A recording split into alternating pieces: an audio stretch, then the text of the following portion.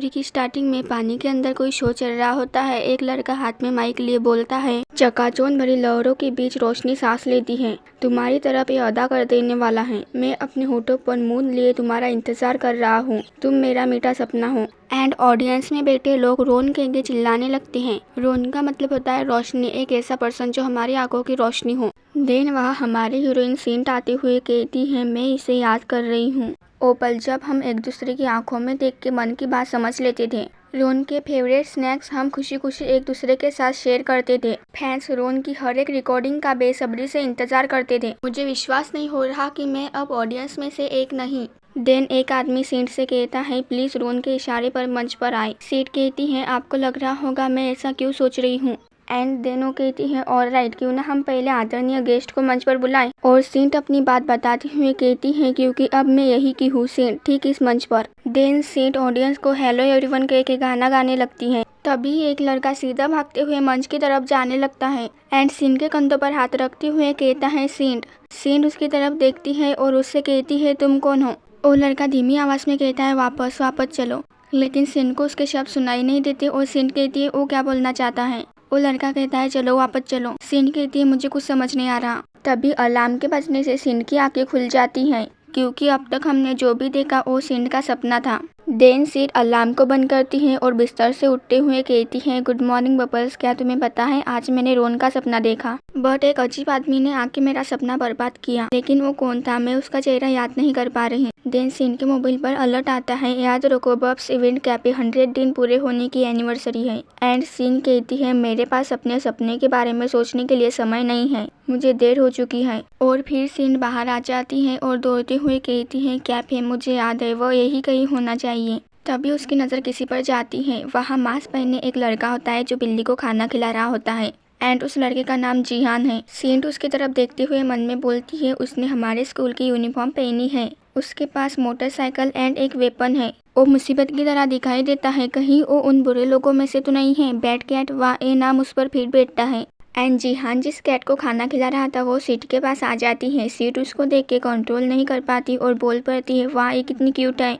And जिहान सेठ के पास आते हुए कहता है, तुम। और जिहान सीट के जरा ज़्यादा ही पास आ जाता है। उन दोनों की नज़रें मिलती है एंड सीट मन में कहती है, उसकी आंखें इतनी बेचैनी हुई क्यों लग रही हैं। और जिहान कहता है, तुम ऐसे क्यों देख रही हो, तुम्हें मेरा ऑटोग्राफ चाहिए या और कुछ। और यहाँ सीट के साथ एक गड़बड़ हो जाती है। वो जिहान से कहना चाहती थी, धन्यवाद, मुझे आपके ऑटोग्राफ की ज़रूरत नहीं है, लेकिन वो गलती से जिहान से अपनी मन की बात बोल पड़ती है और कहती है, तुम खुद को क्या समझते हो जो मुझे तुम्हारा ऑटोग्राफ चाहिए होगा। जिहान गुस्से से बोलता है, क्या कहा तुमने। सीट मन में बोलती है, ओ नो, मैंने वो कहा जो मैं सोच रही थी।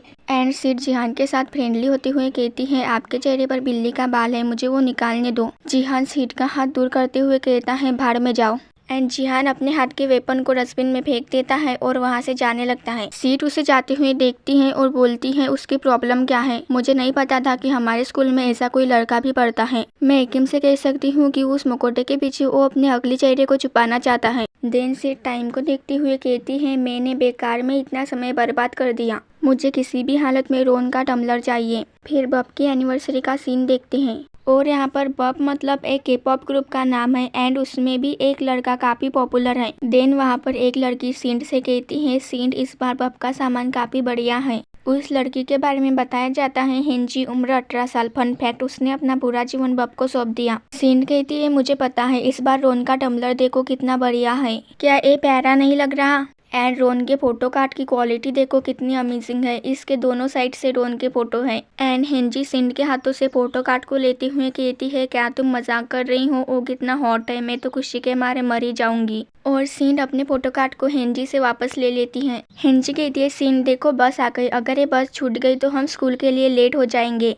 फिर वो बस के अंदर होते हैं। हेंजी खाली सीट को देखती हैं और फटाक से जाकर उस पर बैठ जाती हैं। सेंट कहती है, मुझे यकीन नहीं हो रहा कि तुमने एक सीट के लिए अपनी दोस्त को छोड़ दिया। और उस बस में कोई लड़का आने लगता है, वो लड़का जिहान होता है। और जैसे ही जिहान बस में आता है, बस में जो लोग होते हैं वो बातें करने लगते हैं, नो वे, क्या वो जिहान गान है, लेकिन वो बस में क्या कर रहा है। और जिहान जैसे ही बस में जाने लगता है, वहाँ खड़ी लड़कियाँ कहती हैं, वो कितना हॉट है, और कोई उसके पिक्चर निकालने लगता है। और सेंट उसे देख के कहती है, ओ लड़का, क्या वो वही बैड कैट है, लेकिन उसे सभी जगहों में से मेरे बगल में ही क्यों खड़ा रहना था। एंड देन हिंजी एंड सीट की चैट देखते हैं। हिंजी कहती है ओ माय जिहान गान के इतने करीब खड़े रहने पर तुम्हें कैसा लग रहा है। सीट कहती है ओ कौन है जो मेरे बगल में खड़ा है। हिंजी कहती है सीट तुम मजाक कर रही हो है ना, तुम्हें कैसे नहीं पता कि वो कौन है। सीट कहती है क्या वो फेमस है।